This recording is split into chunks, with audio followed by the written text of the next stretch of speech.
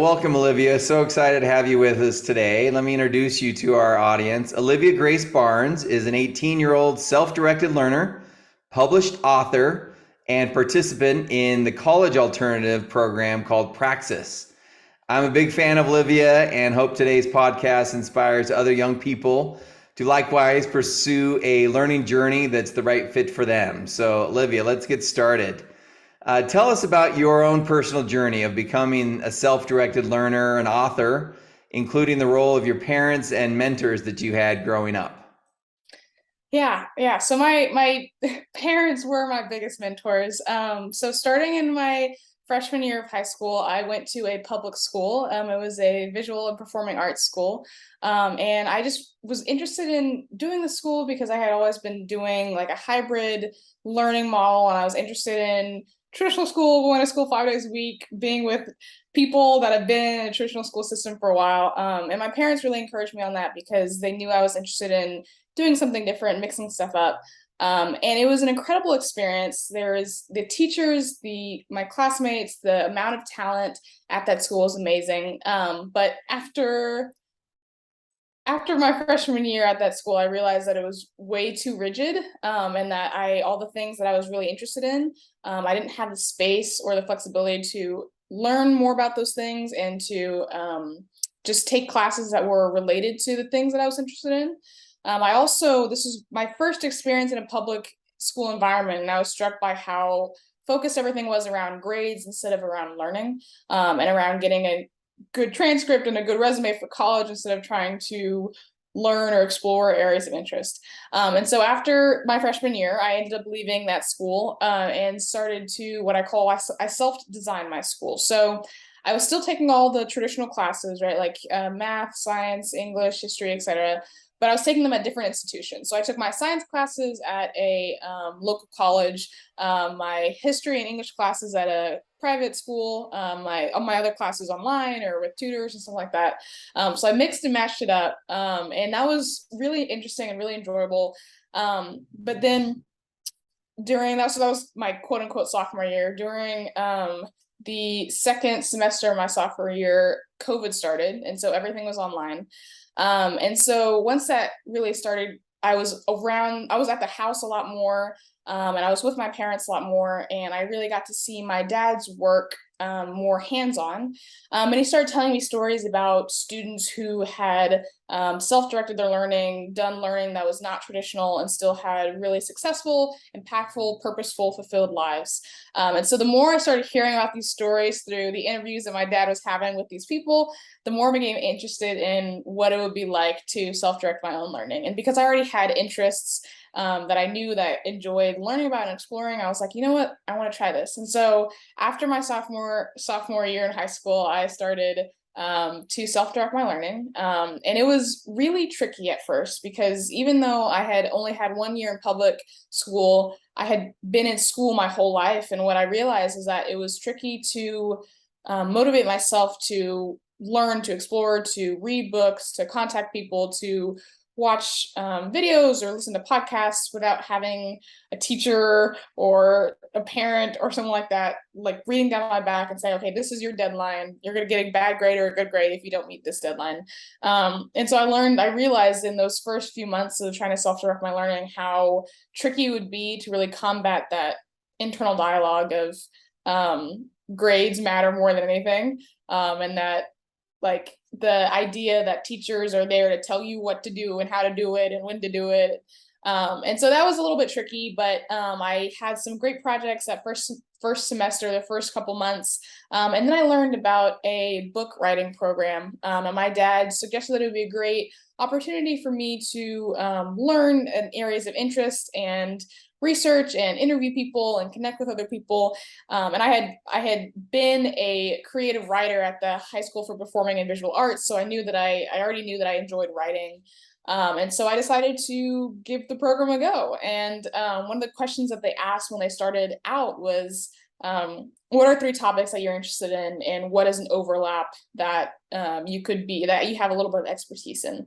And so I was 16 years old at the time, and I was like, I don't think I have expertise in anything. But I had been a competitive swimmer since I was 5 or 6, and a like lover of nature, animal lover, nature enthusiast from the time I was born. And so I ended up choosing the overlap between mental health, sports, and nature. And the way it came about this was that I saw in the span of like 2 or 3 days, I saw a trailer for the HBO documentary The Weight of Gold, which talks about how 80% of Olympic athletes, somewhere around 80% of Olympic athletes, experience some kind of post-Olympic depression. And then after I saw that, I saw a post on LinkedIn that was talking about a research study that showed how spending time in nature can have like incredible positive impacts on the mind. And so because I had area or experience in all these 3 areas, I was like, this would be a really interesting opportunity for me to write and learn more about these 3 topics. And so I wrote a book in a year, and it was an incredible experience. I think I wrote my first draft, which was 50,000 words, excuse me, in like 3 months, which was a lot of writing, but ended up editing it down to a 40,000 word book. So that was incredible. And then I started looking at colleges and stuff like that because I was in the senior year of high school, or I don't even know what I could call it because it was so untraditional, but I was of the age where people were starting to look at colleges. And so I started looking at colleges. But it didn't really make sense why I would have started this self-directing my learning journey just to have it end and go back to traditional school. And so when I found out about Praxis, which is a college alternative program that really was similar to my idea of like challenging the norm, self-directing your learning, taking your learning into your own hands, learning outside of the classroom, I just fell in love with that kind of mentality and that kind of education, I guess, because it's a form of education. It's just not traditional education. And so I applied to Praxis and got in, and that's where I am now. Yeah. Wow, super impressive, Olivia. Thank you for sharing all those details. That is just Yeah. great. Tell me about a day-to-day life. What's the day-to-day life of a Praxis participant? Yeah, so I think it's different for everyone because some people that Praxis is their like daily commitment. Some people they have multiple jobs. But for me, I am working like 2 or 3 jobs. So I'm a swim instructor at the YMCA near my house. I am working actually for my dad, helping him with his branding, website development, video production, and interview production.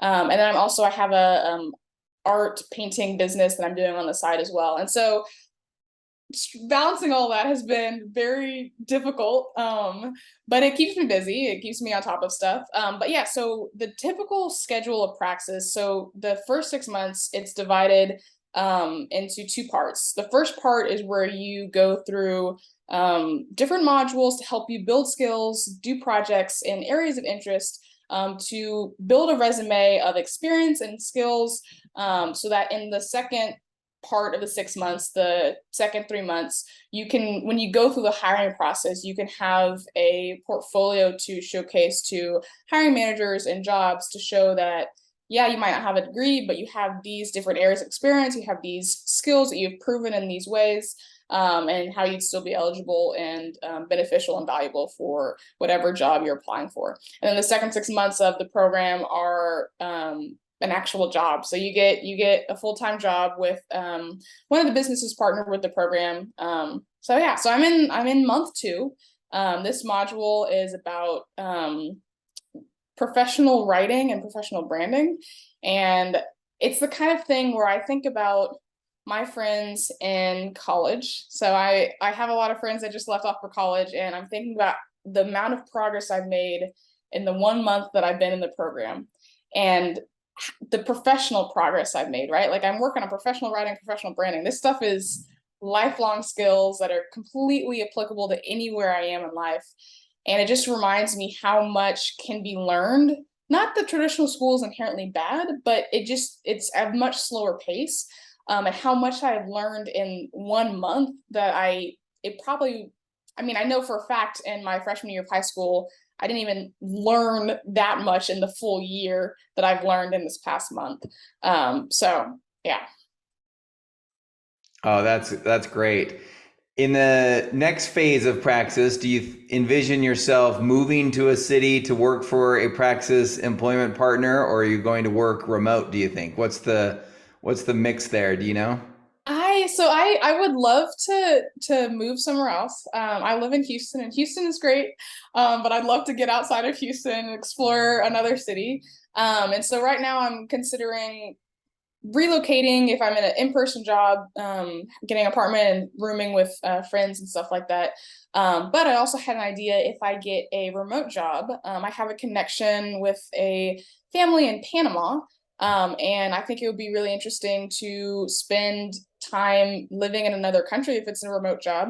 I know some Spanish. I'm probably intermediate in Spanish, and I think it would be a great opportunity to learn more. And there's also just an amazing wildlife and natural environment there. And so I think it would be a beautiful overlap of a lot of the things that I'm interested in. But we'll see what happens. That's a great point, and just it validates the desire for flexibility that people are wanting in both their education and their work. So Yeah. that's really exciting. Tell me Yeah. some other things that the next 3 to 5 years and beyond that get you excited in the future. Yeah, so right now I am trying to gain more skills in the area of marketing and communication, because for me, I love marketing and communication. I love storytelling, and I really want to use it for environmental conservation purposes. So, like I said before, I've been a nature lover, animal lover for as long as I can remember, and over time, especially when I was self-directing my learning, I had a lot of time to really think about and explore what that would look like for me in more depth.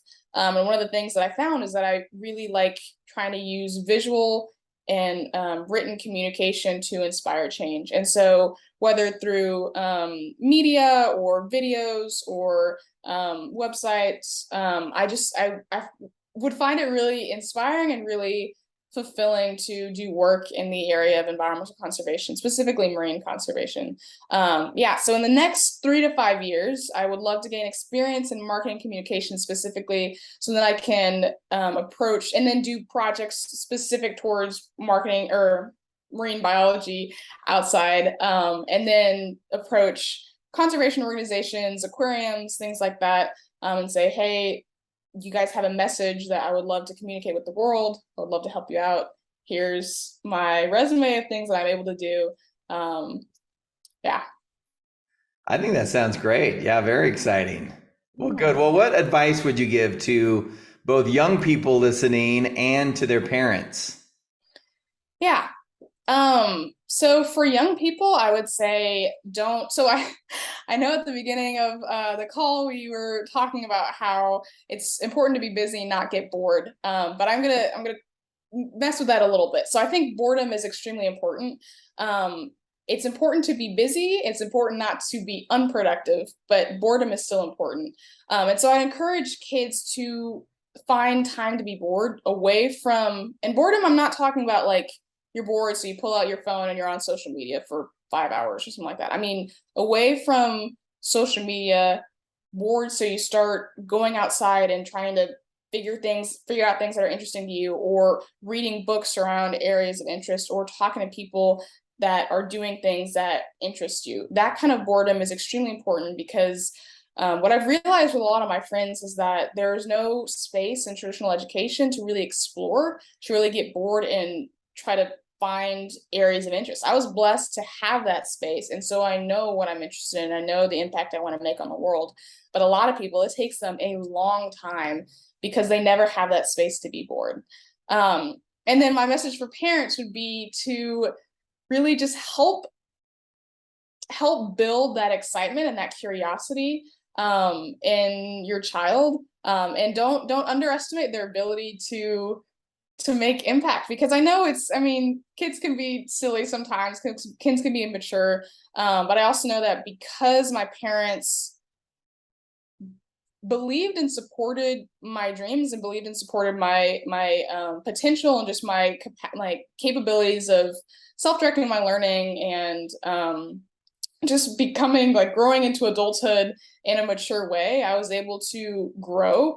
And I think it's important because I think a lot of kids And it's tricky, there's a balance, but I think it is important to acknowledge that kids are extremely capable, even if they're not always super mature, to match that capability. But to embrace and to try to support that space so that people can really, so that kids can really step into their potential. Because I know that if I didn't have the support of my parents, I would not have become as good as at public speaking as I am, or at photography, or at painting, or at writing, or at any of the skills that I have now, if I wasn't given that support through my parents. So That's excellent advice. Thank you. So if listeners want to connect with you or follow you or buy your book, where's the best place to send them? yeah, so I am on LinkedIn, Instagram, and YouTube. You can find all three channels through my website, if that's easiest, blacklifeblueworld.com. And then my book, you can find it on Amazon. The title is Overlapping Worlds.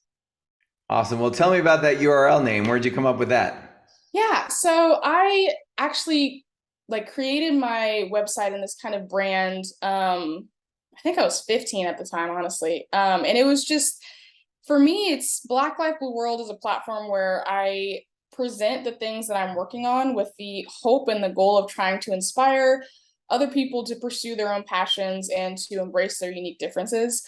The actual name, obviously the blue world part comes from my love of the blue world. The Black life part, that came from a lot of the Black Lives Matter stuff that was going on at the time. And it stuck out to me, and I thought it went well together. And so I just tried to combine those two things into one name. So Black Life Blue World. Yep. Awesome. Thank you so much, Olivia. It's been a pleasure Yeah. to hear from you, and your story is inspiring, and we just love it. So thank you so much for being here. Thank you so much for having me.